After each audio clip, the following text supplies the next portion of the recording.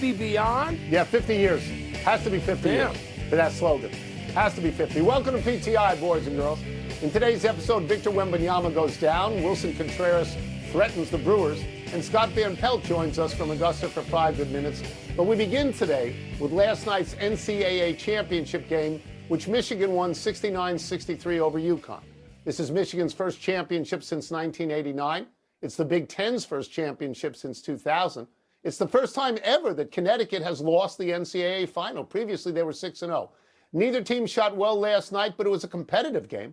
Wilbon, how do you see this Michigan team? Tony, as a great team, a great team that beat worthy challengers. Goodness knows UConn is the most worthy of challengers, given what we know about their recent history. And I want to give kudos to Michigan's athletic department for winning first in college football a couple of years ago, the national championship, and now basketball. And as a Big Ten alum, I'm both proud and jealous, I must say. But, Tony, if we're talking about comparing these Michigan teams, and that's where we always go, to other teams produced by the University of Michigan in basketball, great teams, they're not with the Fab Five of Chris Webber, Juwan Howard, and Jalen Rose. Not to me. And they're not even with necessarily that 1989 team, which had multiple pros and a couple of guys for more than a dozen years. And this team will have pros. And I give Dusty May all the credit in the world in this new era for pulling guys, the first one out of all out of the transfer portal, all of them, and putting together a title team. You got to do that on the run. That takes a certain creativity, a certain discipline, a stick-to-itiveness. Good for them. But am I putting them above the Fab Five? No, I'm not. Yeah. All right. So yesterday on this show, I said that I thought that Michigan could win and should win, but that 7.5 points were too much for me. So I believe I got that right. UConn did everything they could do defensively. Michigan rolled into this game having scored 90 points or more in 5 straight NCAA tournament games. 5 straight. I mean, and they were held to 69 points by Connecticut. If Connecticut shoots well, they win. But Michigan plays defense too. Michigan held Connecticut, I believe, to 31% shooting from the field, 27% three, 9 of 33. And that's the worst shooting game UConn had all year. What do I think of Michigan? I think they're a worthy team. I think they're big and they're strong and they play inside basketball. Mike, they got 61 of their 69 points either from the paint or from the foul line. That's really impressive. They dictated the way the game should be played. And I also think this. I think that they are better than Michigan State. They are better than Illinois. They are better than Purdue. They are better than Iowa. They're better than Nebraska. And all those Big Ten teams won at least 2 games in this tournament. So Michigan, and I'm not going to go back into terms of eras, but I'm going to say that this is a really good team and give Dustin May a lot of credit. They took Florida Atlantic to the Final Four a couple of years ago, 3-4 years ago, whatever it was, and now he's won a national championship. I will tell you this, though, Mike. I wonder how they're feeling at Duke, because Duke beat Michigan in a neutral site game. And if they had held on and beaten UConn, maybe they're in the final, maybe they win that final. Yeah. I think if Michigan right now, they're pounding their chest a little bit, standing on the top of the world. They earned it. Yeah. They deserve it. Congratulations. Yeah. Yes. Yeah. Absolutely. Let's move to last night's injury to, bow your heads, Victor Wembanyama. He and Paul George collided early in the second quarter. Wemby left with an injury to his left ribs, returned briefly, and then departed for good before the half after playing a total of just more than 15 minutes. Tone, what are the potential impacts here? Okay, so I don't know the extent of the injury. I'm inclined to say it's not that serious. But, I don't know if he had to miss a playoff game or two. It's a long time to the playoffs for him because the play-ins have to go through. So I'm not worried about that. But we did talk about Doncic and Reeves being lost to the Lakers for some time on yesterday's show. So I'm not going to make some categorical statement here because I don't know about this. I think the larger issue for me is how the NBA is wrapped up in knots with this 65-game rule in order to get any postseason awards. You got to play 65 games, right? So 65 games, if you don't play it, you can't be the MVP. You can't be on an all-NBA team. You can't be the Defensive Player of the Year, which Wembanyama certainly would be. At the moment, I don't think the NBA makes a distinction between load management misses or injury misses. They're just counting the 65. And Wembanyama is at 64. All right? So he's got to play one more game, and he wants to play. But, Mike, can you imagine how terrible it would be if he played in that game just to be eligible for the awards and got hurt further? Be terrible. Yeah. Yeah, it would be, Tony. It would be. You get all these possibilities now. And you know what? You know how much I love Victor Wembanyama, and this whole season, for me, has been about watching him. But he had some games in there that were probably load management, too. So, I mean, so be careful what you do along the way. And that's not directed only at him, but maybe the coaches and the executives and the people who make these decisions now on when and how long to sit people out. So you know how I feel about load management. It's a scourge of the league. It's loathsome. Yep. And so you might get bit by it yourself. Luckily, and you mentioned this, Victor Wembanyama has 2 weeks. He's got the sort of this week, this is the last regular season week, and the play-in time, because San Antonio wouldn't play until the weekend, like Saturday, Sunday of the following week would be game one of a playoff series. So in terms of him missing playoff time, and you know what, Tony? That's all I care about. It really is for me. This is selfish now. For somebody who loves pro basketball and who's followed this league his whole professional life, this regular season was a massive disappointment on 100 levels.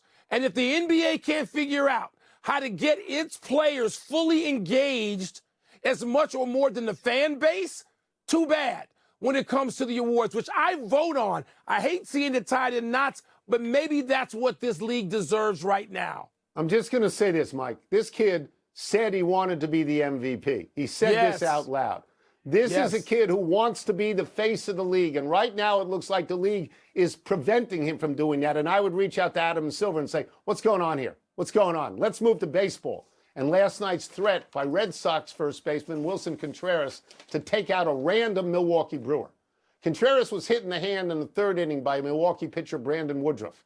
After going to first base, Contreras yelled at Woodruff. And then he slid hard into second, spikes up, and tore the uniform of Milwaukee shortstop David Hamilton around his left knee. After the game, Contreras said, quote, "They always say I'm not trying to hit you. That gets old. So next time they hit me, I'm going to take one of them out," unquote. Wilbon, Contreras' threat, fair or foul? It's not just fair, it's required. It's baseball. It's been around 150 years. We've seen people stand on dugout stairs and yell at everybody on the opposition, including the other dugout. And that's Hall of Famers at times, yelling at Hall of Famers. They've hit him a million times because he's been on rival teams, the Cubs and the Cardinals, his whole career. Even his brother was on the other team. And they know what they're doing. The Brewers know what they're doing. So I would go full Bert Campaneris on the Brewers if I was Contreras. And that means bat slinging like at Laren LeGros back in like 1977. You want to throw a weapon at me? I got one to throw at you. Okay, and I hear you, and I know you say that a lot as a Cub fan, and I understand that. Do I have to bring up the specter of Dustin Pedroia, MVP second baseman? Manny Machado basically ended his career with a slide not unlike Contreras' slide yesterday. I understand why Contreras says this. This is a number shocking to me. He's been hit 131 times in his career. He's been hit by the Brewers 24 times. That's 10 more times than by any other team. He's been hit by this pitcher Woodruff 6 times. Now, I understand that because when he's with the Cubs and the Cardinals, they play each other 1,000 times a year. Yeah, I get that. And I get his pain. But to say I'm going to take one of you out, that strikes me as to me, it's going a little bit far. I mean, if the threat is just to the Brewers, then I think it's manageable because now he's a Red Sox. They're not going to play each other that much. But if I'm an infielder on the Brewers, I go to my pitching staff today and I say, hey, don't drill this guy. I got a whole career to think about. Yeah. But Mike, what if his threat is to the entire league? What if the next team that hits him, he goes crazy? And by the way, his brother is the catcher, right, at Milwaukee? What if he takes him out at home plate? What if he takes him out? What? Let's take a break. Baby. Coming up, we'll ask Scott Van Pelt how it feels at Augusta without Tiger and without Phil. We'll also ask him about defending champ Rory and world number one Scotty as they head toward the start of play. Tone, it's baseball. Can I ask you baseball. something? You hate NHL fighting, but you like baseball fighting. How do you reconcile that? No, I don't like fighting. But if you hit me with a baseball, I'm coming at you. I'm coming at you. Joined from Augusta by our great friend and our bald brother, ESPN's Scott Van Pelt. Scotzo, let's start with this. No Tiger, no Phil at the Masters for the first time since 1994. How does it feel to you without them there? Tony, it feels different, certainly, because this is a place that, more than any other in this game, I think invites people to reflect on memories, right? It's 40 years since Jack in '86, and that'll obviously be discussed and remembered throughout this week. But so much of Jack, beyond '86, you go back in time with Jack and Arnold and Gary, and it's black and white pictures maybe, right? Which takes us into the past and history. Tiger and Phil lived all of what they did in vivid, vibrant color, and they've won 8 of them combined. And so it feels the same in terms of a sense of optimism and joy to be here on the property, but it's undoubtedly different. Their presence changes things, even though they would certainly not want to be described as ceremonial. Just seeing them, if you're a patron or if you're covering it, is something that gives you a little jolt, and that will be missing this week undoubtedly. Well, one guy that won't be missing, of course, is defending champ Rory. And Scott, Tony and I have been wondering about this like all year. Is he good? Does he burn to win it again or add to his total? You've been around Rory for a long time yourself now. What's your sense of him as defending champ? I'll say the 3 hardest words for any of us to say in this business, Michael. Honestly, I don't know. And I'm fascinated to find out, and I'll tell you why.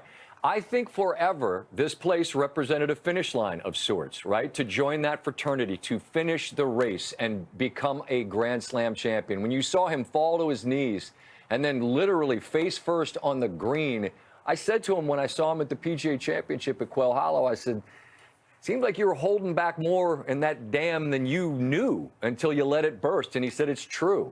And so having completed that, where's the motivation? Is his good still as good as anyone? I don't think we doubt that. I just don't know if where's the fuel tank in terms of want to. And so I don't know what we'll see. Unencumbered by that, untethered from that boulder he was dragging behind him, is he freed up to just go bananas? Wouldn't surprise me.